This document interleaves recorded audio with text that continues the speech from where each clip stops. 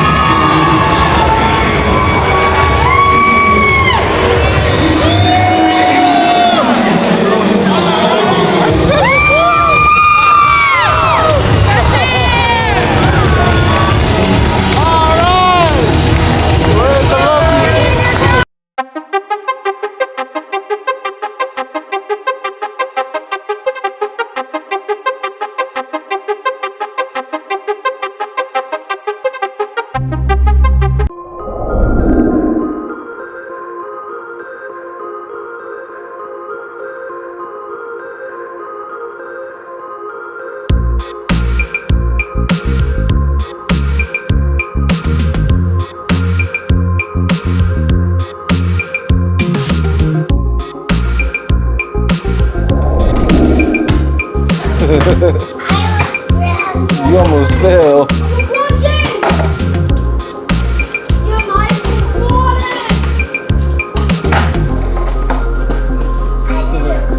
Almost. Yeah, what's going on, YouTube? Welcome back to TMTV 2020. And tonight, Champ brought me to Guthrie. How you doing, Champ? I'm doing good, man. Welcome to Guthrie. Yes, sir. Thank you for having me today, and thank you for joining us. How do you feel, Feel good. Okay, and for a lot of people in Oklahoma City, Guthrie, Lawton, Tulsa, that they don't really know you yet, I would like you to introduce yourself to us. My name is Alfred Ratcliffe. I'm a middleweight, currently 6-4, and I just try to learn every day and grow and become a better boxer each time I step out there. I was at your last fight. Yes, sir. You won the fight. I saw the hug with you and your dad. Can you tell us a little bit about the relationship between you and your dad? My dad, we have a really good relationship. I'm the youngest of 8, and just the older I get, the more I realize how good of a father I had, and just the more and more I appreciate it, and the more and more I aspire to be that for my children. That's good. That's good. And recently, you just signed your boxing contract. Yes, sir. How does that feel to have just signed your contract as a professional boxer?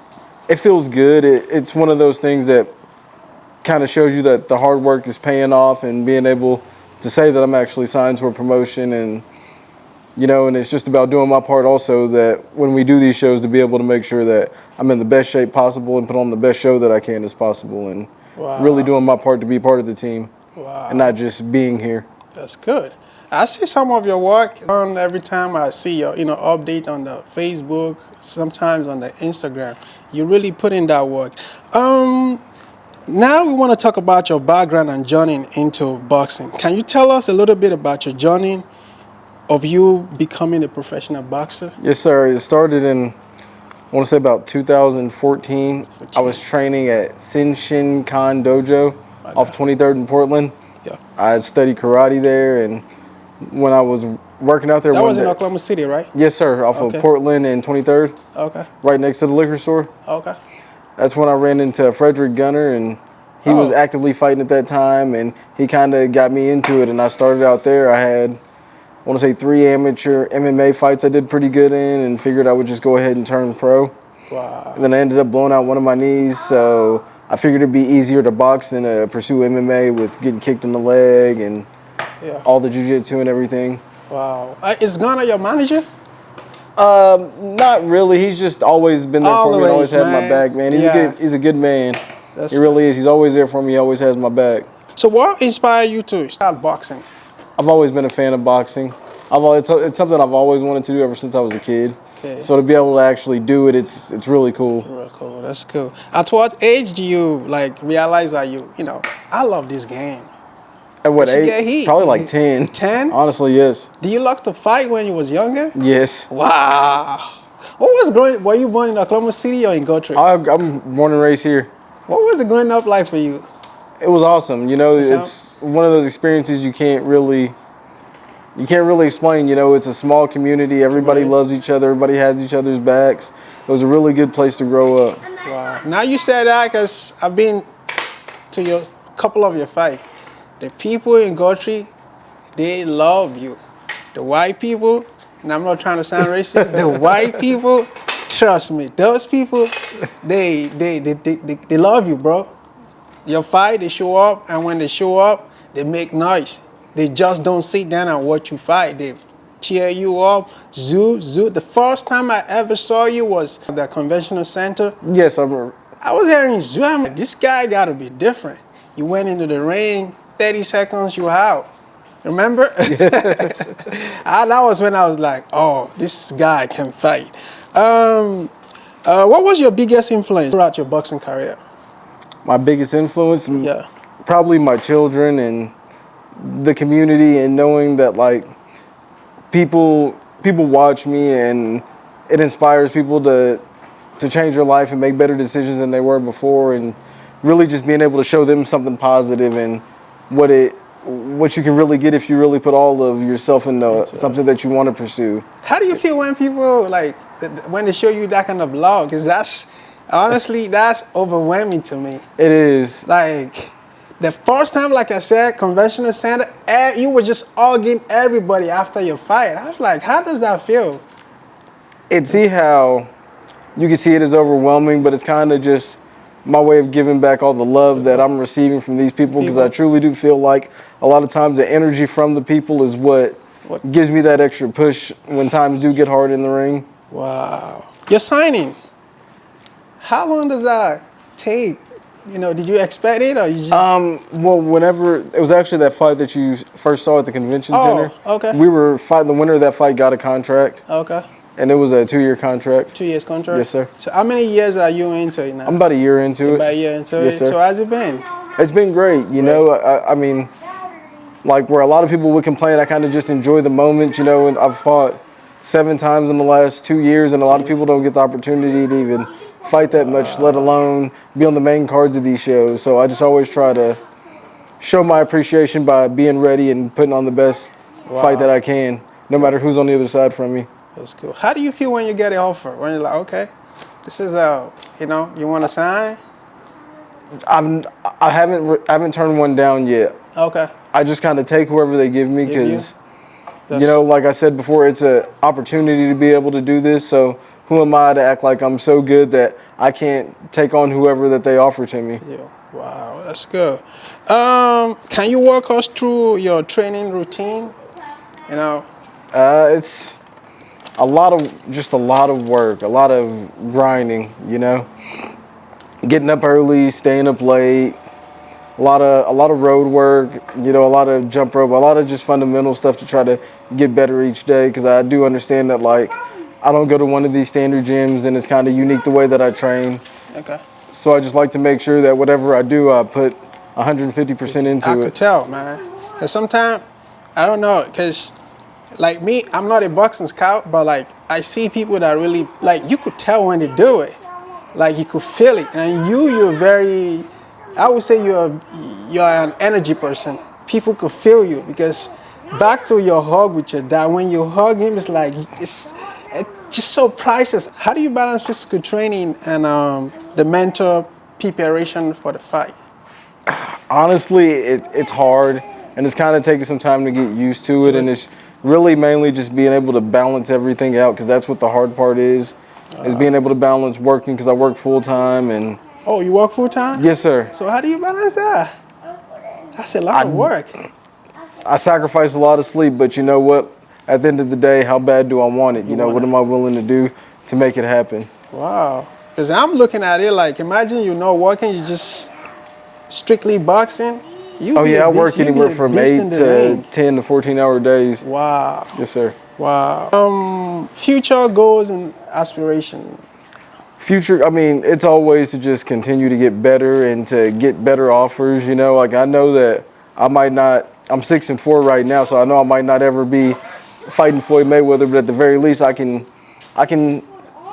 do something. You know, and I want to be able to show the Yeah. world that Oklahoma does have good fighters, and we might not be like everyone else or take the same route as everyone else, but that doesn't mean we can't go out there and put on a classic with anybody. Wow. That leads me to the next question. You took some help before, right? Yes, sir. How do you, because most people, I've seen people that I thought they can fight and they had one loss. I'll give you an example. Aerospace. He had one loss. It's been 2 years now. I don't want to say maybe 1.5 years. It's still, he hasn't really get over it. How do you get over that loss? Well, I kind of try to look at it like I kind of treat the losses and the wins the same way.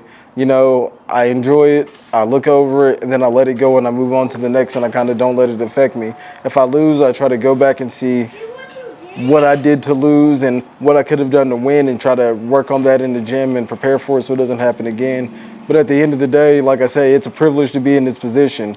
So, win or lose, as long as I know I've given 100% of myself, I can't really be upset with it. That's the key. Because sometimes, like, I'm not a coach. I always tell the kids sometimes, like, we don't need you to win all the time. You understand? But just give us everything you got. Every fighter, like you said, one should give everything you got, and it doesn't come out the way you want it, you feel satisfied, and you could walk head high, shoulder up, like, okay, rather than. Everyone we've considered a great has losses on their records. Yeah. And how do you feel about amateur boxers trying to have a unbeaten record?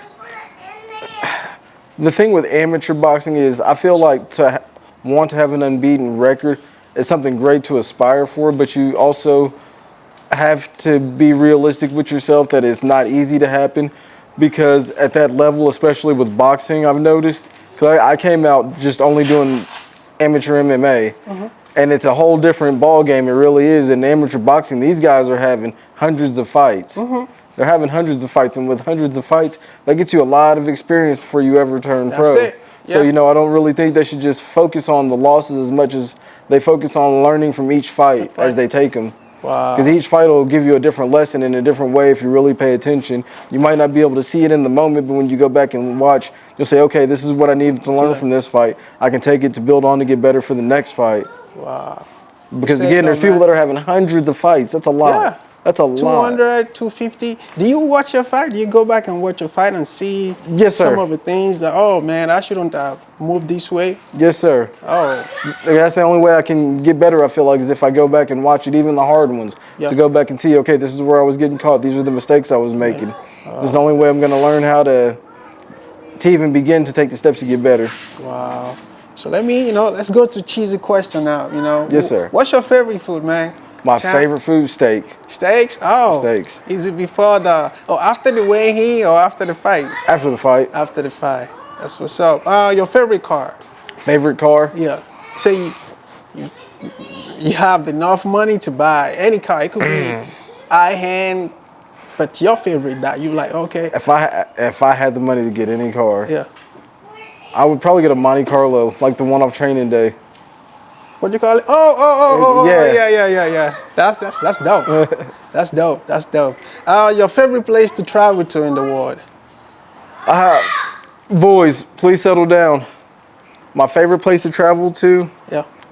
I used to drive over the road, so I've been to a lot of different places, but I mean, really, one of my favorite places I saw was in Wyoming in the mountains. Oh, Wyoming. That's Yeah. what's up. If you wasn't doing boxing, right, what were you like? I'd probably be a football coach. Football coach. Did you play football? Yes, sir. In high school? Yes, sir. So what happened? Because you look like a running back. Man, I'm 5'4". You know what I mean? There's not very many running backs my height in the league or even in college football. Okay. We had a really good team. I played with some great guys. Out here in Guthrie? Yes, sir. Oh, that's what's up. We won state in 2007. State? Wow. Yes, sir. Wow. So why didn't you want to pursue a career in football? Just all my siblings played sports, and it was just, that's one of the things you do if you're from here. You play football. Oh, you play football or you wrestle or you do something. That's what's up. That's what's up. That's what's up. Role model, man. Inspiration. Do you have any fighter that you look up to? Any fighters that I look up to? Mike Tyson. Mike Tyson. He's had such a weird journey just through life. It is interesting to see it and see how he was when he was younger versus how he is now, and how docile he is, and just how down to earth of a person he is. He's been to the mountain, lost all his money, come back, and all that. Like you said, his story too. I like watching his story too, because when I first started watching boxing, it was a Mike Tyson story with Customodo, his coach.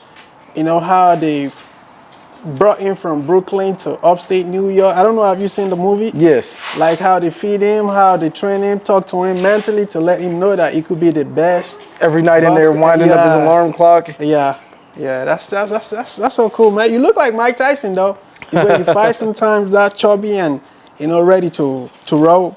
Do you have any like people from Guthrie, your fans, supporters that watch you? Do you what do you want them to see from you in the next 2-3 years?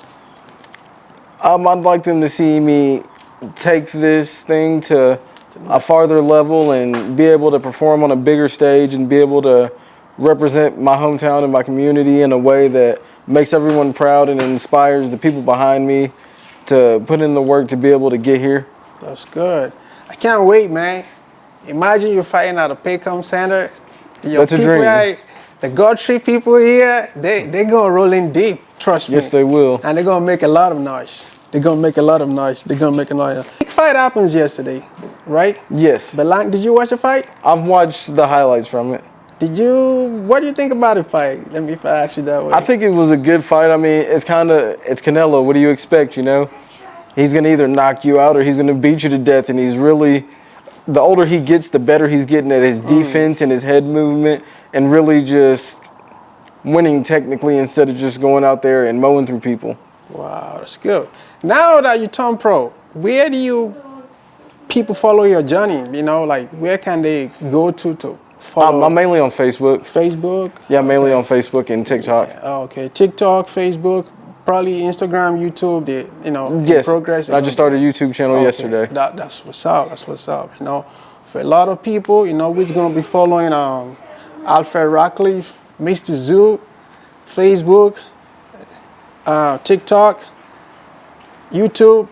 Like he just said, he just started YouTube yesterday. So you're going to be seeing more of him on YouTube, and also on Instagram, you're going to be seeing more of him. Do you have any final words, for your fans, supporters, like your dad, your sister? I just thank everybody for the support. They've been supporting, man. Thank you so much for it. It means the world to me, and I can't wait for you guys to see what's up next. Wow. So what's next for you? If all goes well, next month I'll be fighting Jonathan Gary in a rematch for the middleweight championship. Jonathan Gary, do I know him? You might have. I fought him last October at the farmer's market. Okay, farmer's market. Wow. It's been a pleasure, Cham. Thank you so much, and I want to wish you best of the best in your future endeavor. Yes, sir. Thank you. Thank you for coming out. And I can't wait to see that fight, Paycom Center. I can't wait to see that fight. Yeah. It's going to happen. Yeah. Thank you so much. Yes, sir. Blessed. And thanks so much, kid.